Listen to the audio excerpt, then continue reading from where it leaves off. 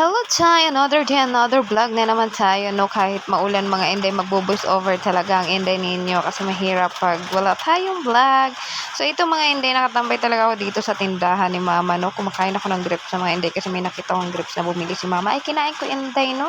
Ipakita ko sa inyo mga inday dito sa labas. Tingnan nyo mga inday, no? Napakapag talaga mga inday, mga alas 10 pa talaga yan. Pero tingnan nyo, bumaba na yung pag dito sa amin mga inday, sa bandang Tagaytay. Sobrang lamig talaga dito mga inday. So pagpasensyahan nyo na, no, kung talagang napakalakas talaga ng ulan, na kahit na malakas ang ulan mga inday, na voice over pa rin ako para talaga may upload ako. Ang ginawa nito mga inday, binidyoan ako ng asawa ko, ipakita ko sa inyo kung paano pababa pa uwi sa amin mga inday. So ganyan talaga kadalahig sa amin pababa mga inday, no. So tingnan nyo mga inday, di ba grabe ang pag dito sa amin mga inday, hindi na makita yung bahay-bahay. Ano ba? Ang gulo talaga ng pag-video ng aking bananas dyan mga inday, no? So, ayun mga inday. So, pagkatapos, syempre, umulan din, day. Buti nakauwi na kami bago umulan na naman. Akala ko talaga mga inday na wala na talagang bagyo. Pero ayan pa rin mga inday, napakalakas pa rin talaga ng bagyo dito sa amin, lalo na ang hangin. Tapos ayun mga inday, bababa kasi kami mag-asawa mga inday, no? Kasi mangangahoy kami, ayusin namin yung aming lutuan doon sa labas. Tingnan nyo. Kunting palid na lang talaga ng hangin mga inday, bibigay na yung lutuan namin. So, sobrang kasi talas ng aming itak na gagamitin mga inday. Nano mo ng asawa ko para tatalas naman masyado. Char. Mangangahoy kasi kami dyan mga inday, no? Para naman maganda-ganda aking lutuan dyan. Mukha talaga is quarter area ang aking lutuan. So, dito kami dadaan mga inday, no? So, inintayin pa namin si ate dyan kasi nagbibihis siya mga inday. Tingnan nyo, ang lakas talaga ng hangin dito mga inday. So, tingnan nyo yung aming manok dito, no? So, inasar-asar ko yung aming manok dito mga inday. Eh, galulumlum naman siya. Nanghingi lang naman ako ng itlog dyan mga inday para pang ulam. Ayaw niya magbigay.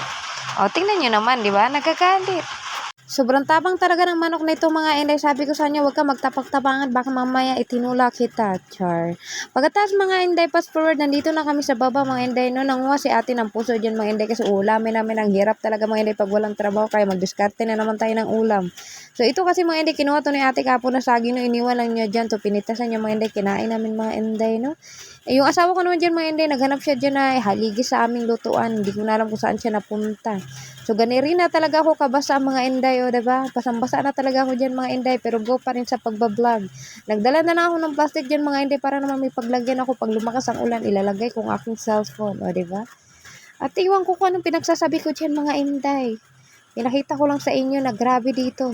Sobrang lakas ng ulan pero patuloy pa rin kahit napakadulas ng daanan pababa. O, tingnan nyo naman si ate doon, busy. Di ko alam kung anong hinahanap ni ate doon mga inday, no? O, nagtaray-taray pa yung babae na yan, mura po, gwapa. Pero para sa ako, gwapa naman po kunti. Eh, oo na lang, good mo.